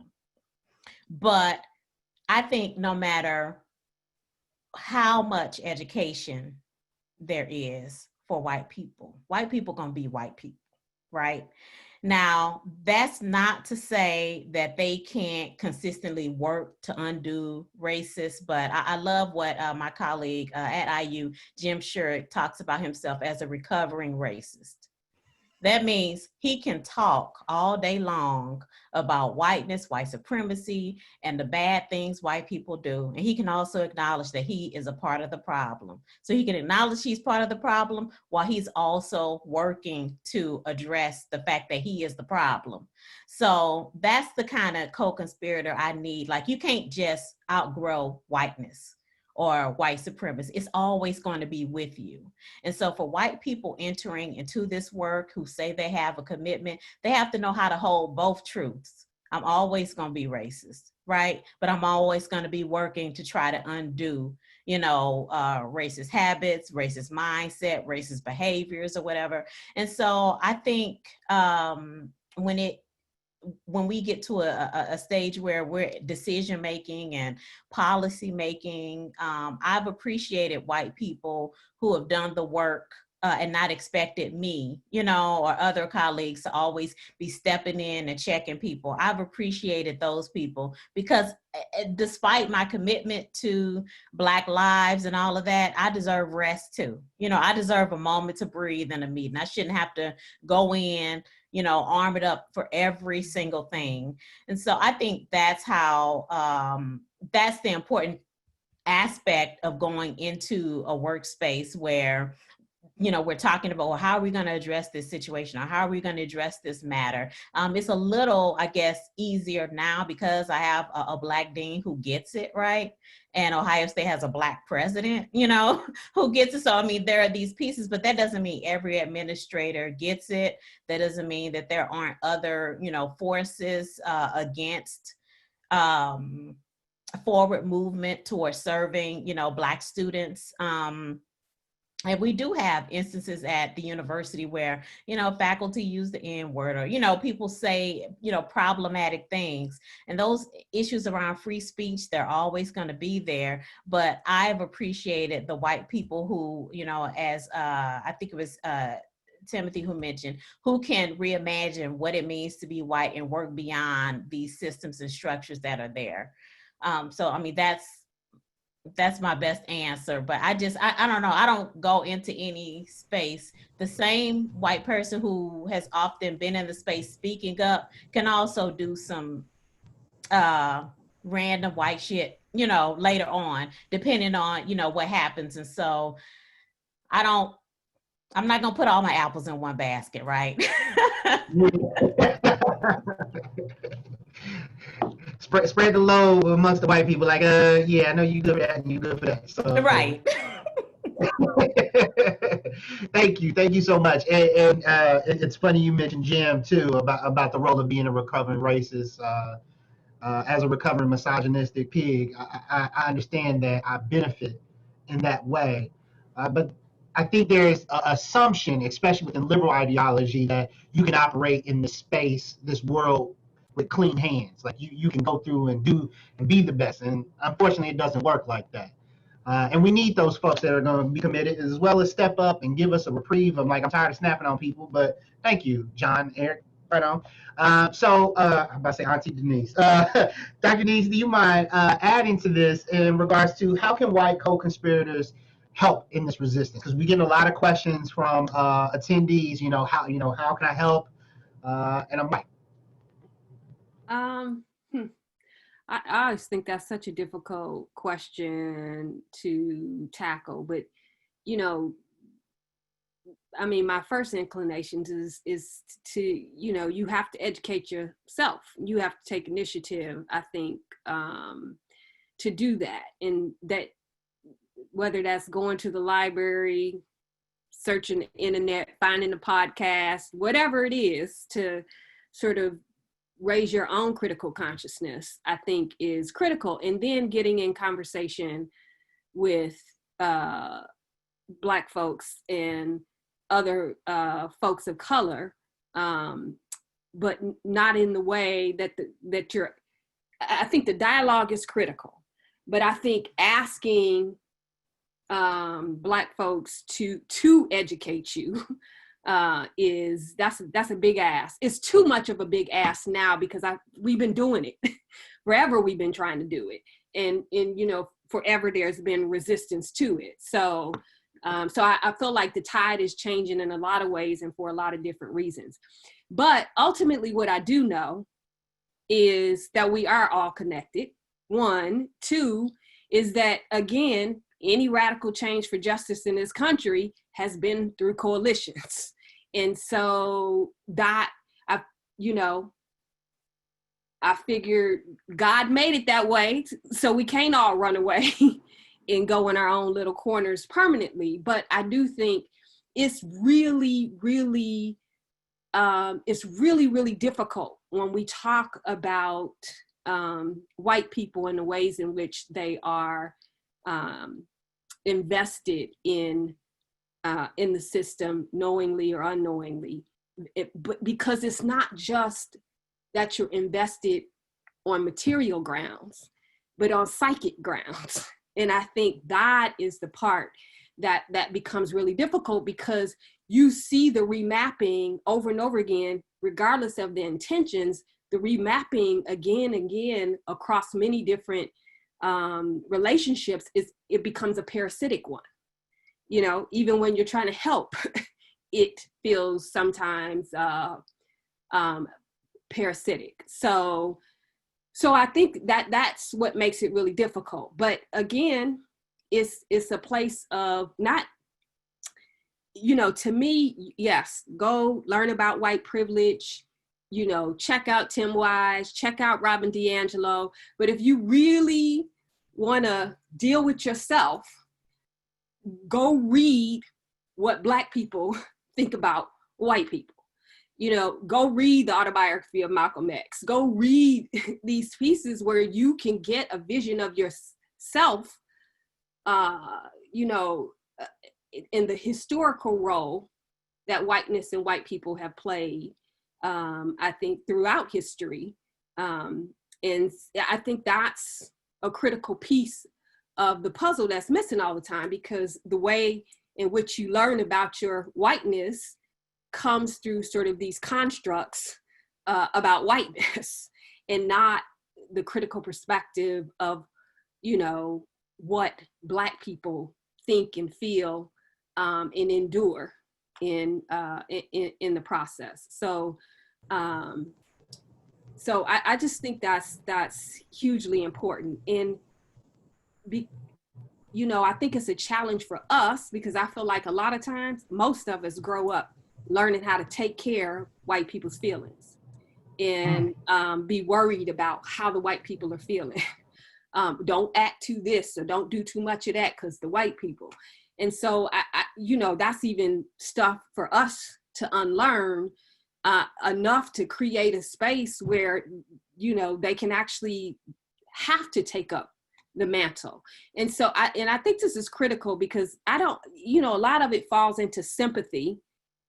And I think that whole thing is wholly problematic because it usurps agency. To me, the most important thing you can do as a justice activist is don't speak for me. You know, what you need to do is clear the space so I can speak for myself. And I'm gonna clear the space so you can go educate yourself. And I'll stop feeling like I have to take responsibility for that. So, you know, I think the other thing, it's a tough call because it's also, I think Lori leaned into this a little bit. All these changing dynamics and contexts, you might be doing the best thing one day and the worst thing the next day in how you're negotiating these things. So to me, it's a constantly being able to educate yourself, fail, right, and keep trying to have the dialogue. Right.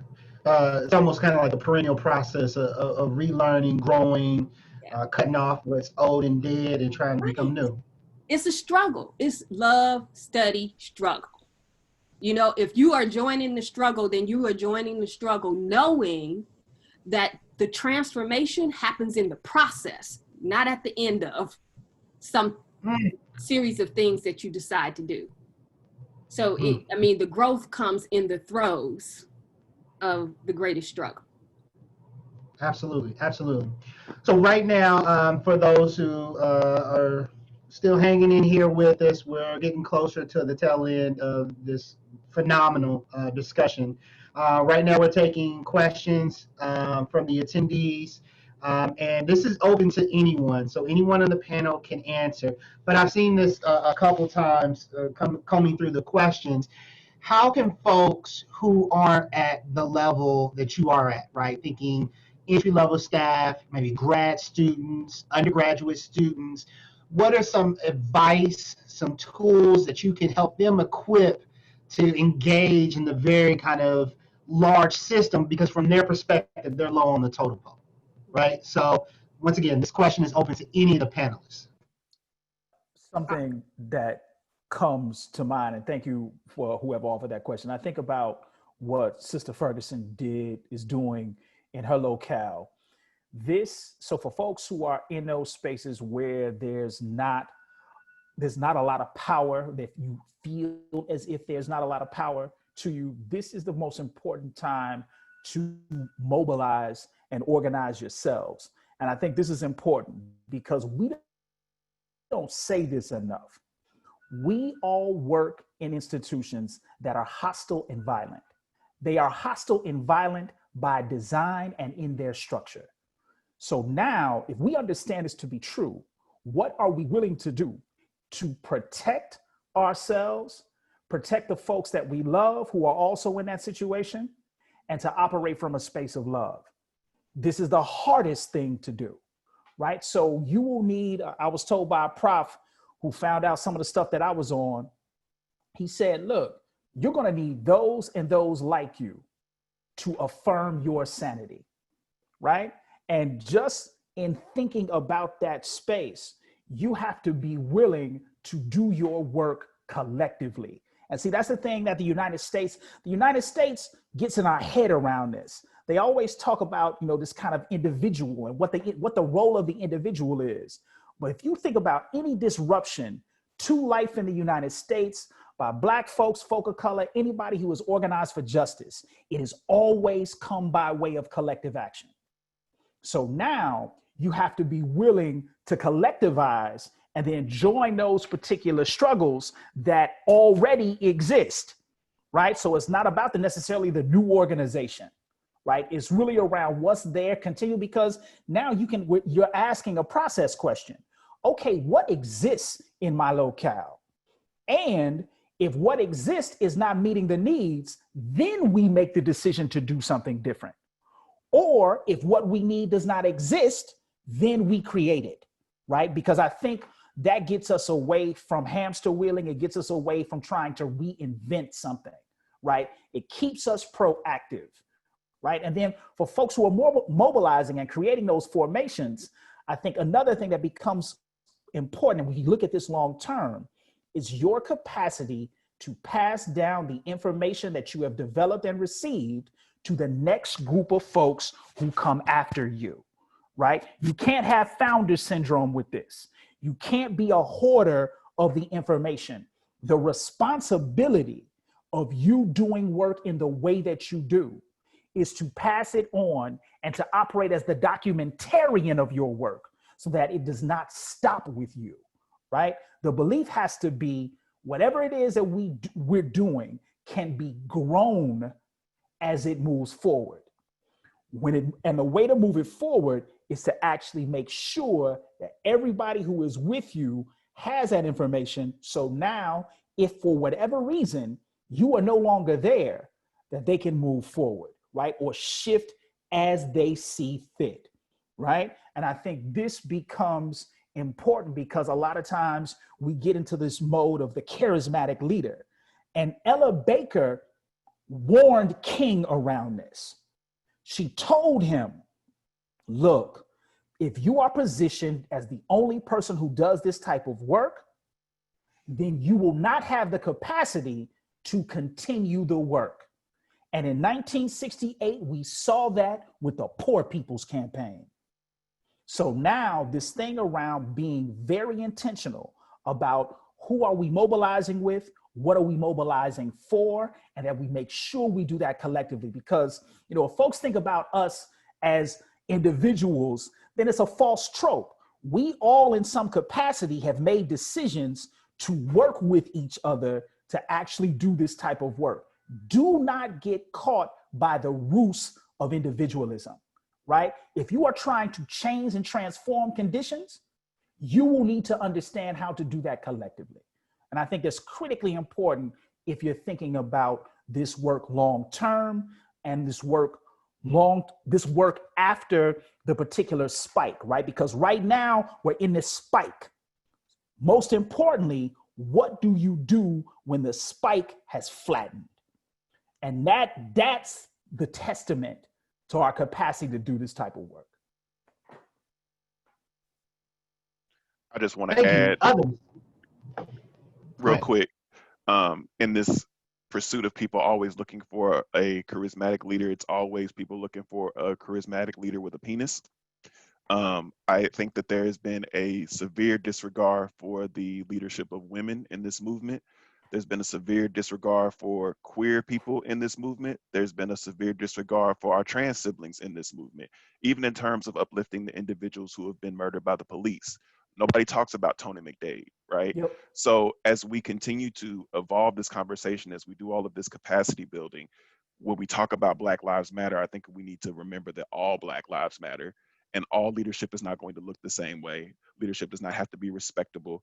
Leadership does not have to be the individuals who are walking around in suits. They don't have to be the ones who talk properly. They may not have the same education or background. The Black Lives Matter movement is a leaderful movement for a reason. It has to be distributed. It has to be in such a way where everybody can be acknowledged and all of their voices can be heard. We don't need a voice for this. We need some of these people to shut the fuck up. We need people to make space and elevate and signal boost. So that means that, yes, you may be in a certain position of power, but sometimes even us, it's bringing those individuals who may be a graduate assistant or in a position where they're not an administrator, and bringing them to the table. And it's like, hey, I could parrot what they're saying, but let them sit at the table for a minute and just listen to them. They're intimately impacted by what's going on. I want to give them the space. So as much as people who may be in situations or positions where they feel like they can't say what we can say, we who are in these positions, sometimes we need to use our ability to open up doors and kick them down, or move chairs and add chairs at the table and give those people the position and the ability to say what they need to say. Thank you. Others, like I said, I'm still looking through the comments. A lot of them are centered around kind of the more practical. They're not as positioned as most of the folks here on the panel. So I want to offer this question up again to anyone else on the panel. What is it that folks, undergraduate students, grad students, untenured professors, staff, right? Support staff. What can folks do when they're seeing these things? Because I think we get a little bit more protection. It's not, I think we know we get protection as academics from things that people on a factory floor don't get, right? So I know David talked about collective. Dominic talked about moving the seats, bringing more folks to the table, right? What are some other things that we could possibly do? So I think that one thing that students can do is realize that the institution functions around them. And I think sometimes our students forget that universities really exist to educate them. Their tuition dollars, the amount of money that they're bringing in from federal and state aid when they come, drives a lot of things. And we sometimes forget that they are not just learners, but they are also community members. They are also leaders. It's not just about us in positions of power, whether it's a coordinator or a professor or a dean. We are not just focused around developing leaders who will then transform the world. So I think some of the work has to be done really on teaching and modeling for students what their actual rights are as students. What can they do? I think we've seen it in Mizzou, we've seen it at other places, that students can shift the culture of their institutions, but they have to know, one, who do they go to?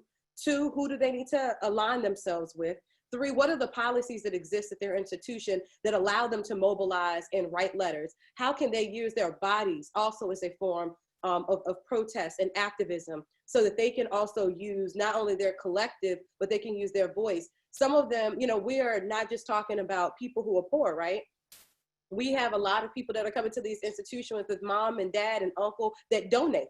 Those dollars also matter. Where are those donations going? How can we move in talking a language, right? Talking a language that people in power listen to, which is funding. How can we mobilize our students to realize that, hey, if you're being used at these donor events, if you're an athlete and your body is being used to do these things, what are your rights? And I think sometimes just going back and realizing that we have to teach the basics first before we just say, go protest. There is, without organization, without knowing what can we do, without having a unified voice, it's not just let's make a list of demands, but can these demands actually be implemented? Are they possible? Or are we just thinking so beyond that they can't even be considered within the institutional structures that we're at?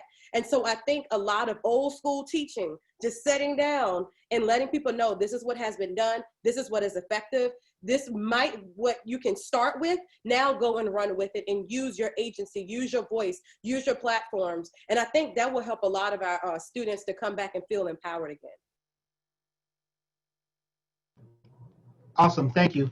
As we're pivoting to our closing remarks, and I'm going to open it up, I do want to highlight there have been several requests for citations, because us as academics, we can rattle off 10 citations like it isn't nothing. So we will try to do is get those citations and get those to folks, because I don't want to belabor time just to eat up for make sure everybody's following APA. So with that being said, once again, I want to express my deepest thanks to the panel. And one of the last questions that kind of popped up in the Q&A section really centers around Black imagination, right? What is it that we imagine the space that we're working towards for? Admittedly, we haven't occupied that space. We don't know what that space looks like.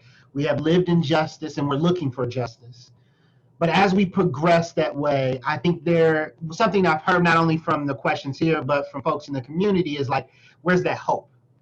What is that? What is that imaginary space that we're all fighting towards, that we're all walking towards? And how could you share that for the folks here in the audience? What do you imagine that space of humanity for us? I'll jump in on this one. I don't think hope can exist absent the truth. And I think a lot of institutional education is centered around fabrication and not around the truth. We need to tell the truth about American history and how that history affects current situations. We need to tell the truth how Thomas Jefferson had 600 slaves, 4 of which were owned by racial children. We need to tell the truth how the United States government infected 600 men with syphilis, just studied them in Tuskegee, Alabama. We need to tell the truth how it was legal to execute Black children like George Steiny in the United States. We need to tell them how Mississippi did not ratify the 13th Amendment until 2013. Yes, you heard me correctly. A state in the United States was sending legislators to Congress, federal judges to benches, and they had not ratified the 13th Amendment until 7 years ago. And that's what we tell them the truth about the past. We must tell them how that past impacts current dynamics. Tell them how presently, if Sally and Tamika have identical resumes, Sally is 50% more likely to get a call back because her name sounds white. Tell them how Black women face the stereotype of being welfare queens when the majority of welfare goes to white women. Tell them how the modern institution of policing is born out of the slave patrols. And the slave patrols were the leading cause of death for Black men in 1820, and it is the leading cause of death for Black men in 2020.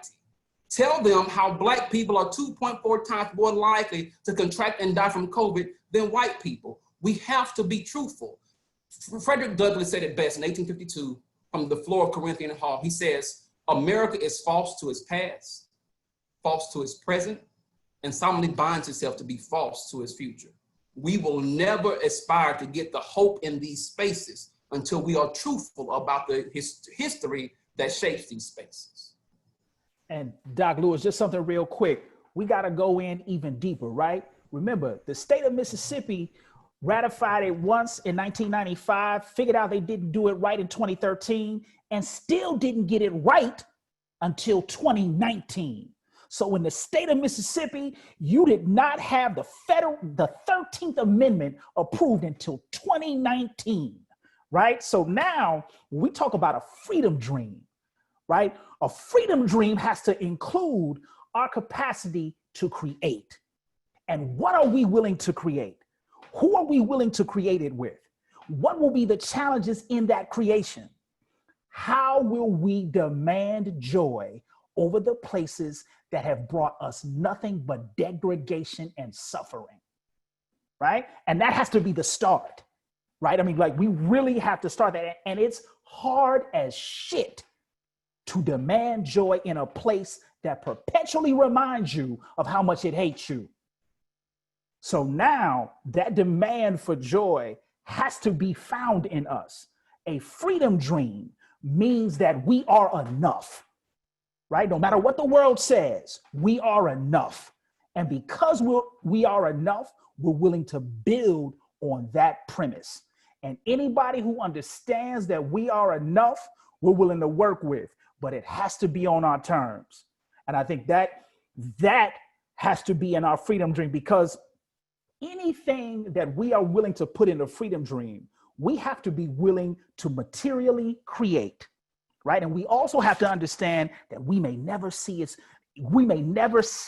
its erection, but we will build it. We will work with others to build it, right? And I think this thing around really understanding that freedom dream is hard because folks are tired and folks are beat the hell up. And now we have to figure out what is it that we do to replenish ourselves. Note, I did not say indulgent self-care. Mm-hmm. I'm talking about a collective self-care that says, if somebody is hurting, we all are hurting. And here's what we're willing to do to end our suffering. And I think that's where our freedom dreams have to begin. So when I think about this, I always think about a couple of things. One is I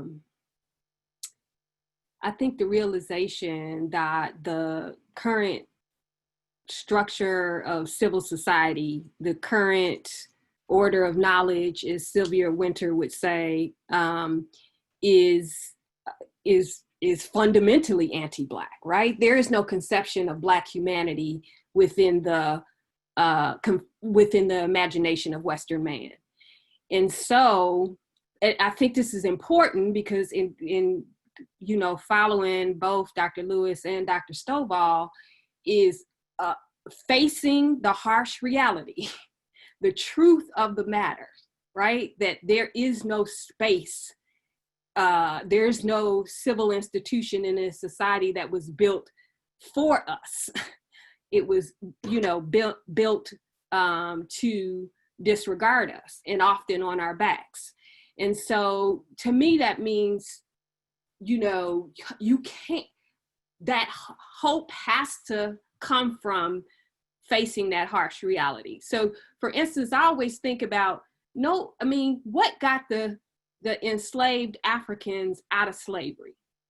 If they just looked at the evidence, there was no reason for them to believe, based on any set of rational evidence or any rational logic, that they would one day be free, right? It was something beyond that set of circumstances, beyond that mechanism for thinking and figuring out things, that kept them pushing, right? A faith bigger than that. Faith sometimes is the only thing that can check the power of the rational mind. And so I think that is hugely important, especially when we think about the fact that we work in institutions that are the dominant way of thinking is through rationality. And rationality, by definition, refuses what love requires, which is intimacy, intimate knowing, a sense of your own interiority, your ability to transcend that singular self, to be in a collective space and in a collective quest with other people. So I think it is hugely important, and to the point of, I think the power of imagination, I think, is probably more important than anything else, because it's what's going to pull you forward. And it is in that process of pushing forward that we begin to create a new world. I always think like sometimes our shifts are almost imperceptible, but it's the evolution toward the revolution, and toward, advancing ourselves and thinking about ourselves outside of the notion of human hierarchy, which only can manifest a politics of lovelessness. So I think that's huge. And to put it, like when I'm talking to my high school students, I always go to too shorts, money in the ghetto. I'm like, that to me is all, it's our despair, and it's our hope, and it's our love. Yeah, shit is hard, but we still making love, we still find laughter, we still, doing our thing. And I think it is in that doing the thing, regardless of the despair, or maybe even in light of, and because of, and in spite of the despair, that pushes us forward. So even when we seem like we're going nowhere, we're always on this evolutionary trajectory towards a more just world. Amen. So on that train, Dr. Lori Patton Davis, your final thoughts? So I agree with what everyone has said, but I think if we're thinking about a future and imagining a future, my future always hinges on Black women. And in my work, I write about Black women as possibility models. Yeah. And so if we go back to Anna Julia Cooper, who said, when and where I enter, the whole race enters with me. That's how I think about our freedom. That's how I think about our struggle. That's when you see these images and who is campaigning, whether it's a Black man's life lost or a Black woman's life lost or a Black trans person's life lost, you're always going to see Black women. We always going to come through when it's time to vote, when it's time to stand up, when it's time to uplift our men, even when that's not always reciprocated. Black women are always going to come through. And so when I think about the future and the possibilities, I'm betting everything I got on Black mothers, Black sisters, nieces, aunts. I'm betting it on Black women. And so when we think about the future, much of it rests in the hands of Black women. And so rather than expect us to extend and expand upon our labor, we need to be compensated for the labor. We need to be supported in the labor, and we need to be followed, right? So when we speak, we need to be listened to. We need to be heard. So that's when I think about a future. I think about a future that can't be where it is unless Black women are where they need to be. Yes, ma'am. Yes, ma'am. Here, So here. Tamika, Black mom. Yes, I am. You know, it's interesting. You were in my head. I was thinking about my daughter. She's 8. And I think about her ability to not only be born during a time of a Black president, but to be present when he was inaugurated. I think about, she comes to classes with me. She comes to meetings with me. She knows what it's like to be on a stage. She walked when I got my doctorate.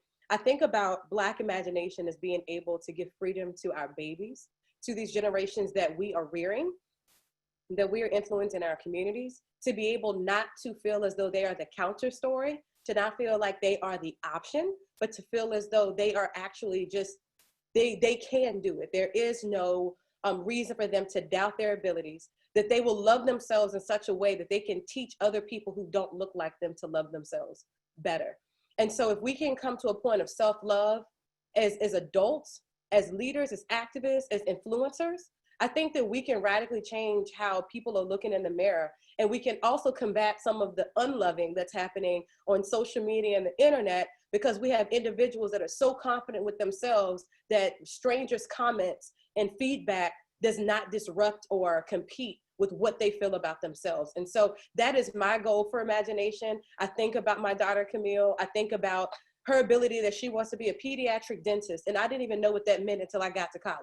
And so I'm doing something right. And I think also the radical imagination is us loving ourselves and getting over imposter syndrome, to where even if we're already doing good, that we believe that even better can happen. So we're not trying to beat the previous generation. We're trying to just eradicate every option, everything that has been around, every system that has been around. We're trying to dismantle it. And that we feel empowered to create something new, even if those things don't already exist. Thank you, thank you. Dap, you want to end this out? No pressure following all of that, right? I'm going to do my best not to get emotional. When I think about the future, as it's already been stated, like, you know, I have a son who's on the autism spectrum. He's a young Black male. So when I think about police interactions and Black people who have to give their children the talk, I'll think about what may happen the time that my son, who is prone to elopement, is running down the street and they tell him to put his hands up, and he has the sensory integration issue where he flaps his hands. Are they going to see him as a threat? And are they going to murder my son in the middle of the street? I think about my daughter and the number of Black girls who are being abducted and nothing is being done about it. I think about this movement and how people co-opt it and make it into something that it's not. Yes, it's about Black lives. It's about the sanctity of Black lives. It's about the value of Black lives. It's also about the violence against Black lives. It's about the violence that takes place when you have Black people who are living in food deserts. It's the violence that happens when Black people are put in food apartheid. It's the violence that happens when you dismantle our public education. It's the violence that happens when you make children feel like they're less than, or that they have to appeal or appease to the white gaze. It's all these issues and aspects of violence. It's not understanding that defund the police doesn't mean that we don't want police. It means that we think that there are people like social workers and therapists and things of that nature that can do the work better and should be responding to some of these issues, as opposed to a highly militarized force that's incited by the state. It's all these things. It's not being so exhausted and having so much battle fatigue trying to explain why I feel like I should be treated the same as my white counterparts. And that's an actual discussion. All of these things, all of these issues, all of these problems, all of the Black babies that come into my office and are asking me why the academy has to be this way. All of my Black babies are asking me, why does my teacher look at me this way? All of my Black babies who are saying, I don't believe that I can do this or all this other. I don't want to have those conversations. I don't want to consistently try to figure out how to put together and piece together and retrofit a system that was never designed for us to be successful. I don't want to envision how to fix this system. I want a new one. I want a better one. I want one that has Black people at the table, that is from the beginning. I want that has one that sees all Black lives matter, one that is not categorized or looking at freedom through the eyes of our oppressors and always trying to find other people to oppress in the process. I want all of these things to be true. That's the future that I see. And I've never seen it before. I just know that what we got now, this shit ain't it. I don't want any part of it. I don't want to help fix it. I want something new. I want something better. I want something that is designed for us. Every time I talk about Black students at the academy, every time I talk about Black students in college, I talk about fish tanks. When you buy fish and you put it in a tank, you have to make sure the water's the right temperature. You have to make sure there's nothing in there that's going to kill it. You have to make sure that you're feeding it the right way. I want that same level of intentionality around Black lives. What are we doing to make sure that Black people are thriving? And the only way we can do that is with Black people at the table. And if we can't do that, then I need the white people who are in the position of creating this whole situation to do the research, to think about it intentionally, because Other Solange said, do nothing without intention, right? Put some intentionality into the work and make sure that we are put into a situation where we can thrive and not just survive. Thank you. Thank you so much. Thank you to all of you. Thank you to the attendees who were able to join us today. Some folks are asking about recording. This Zoom boom, hashtag renamed, has been recorded. We are going to get this out. If you have questions or inquiries, I would direct you. I am just now posting the email. Collective we brought up a lot of times. This is the Dream Collective, dismantling racism through education, advocacy, and mobilization. And this organic conversation, this organic movement is going to move off of that. We want folks to look at not just SIUE, but this collective as a mode to be in service to address and dismantle racism. Once again, that email is thedreamcollective@siue.edu.